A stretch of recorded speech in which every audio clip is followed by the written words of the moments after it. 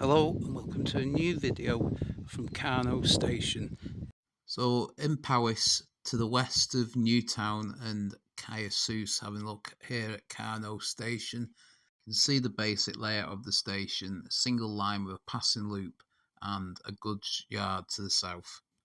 So the station's closed, but the line remains open, basically the main line from Shrewsbury across to Aberystwyth.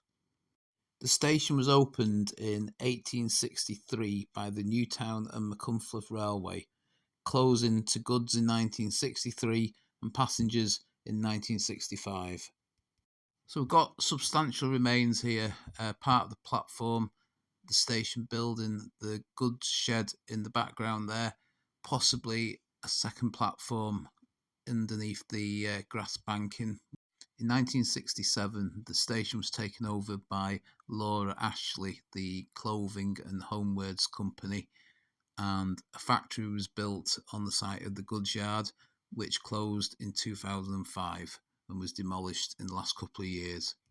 Since the demolition of the factory, it's now possible again to see the goods shed from the road. Both this and the station building have been heavily renovated over the last year or so.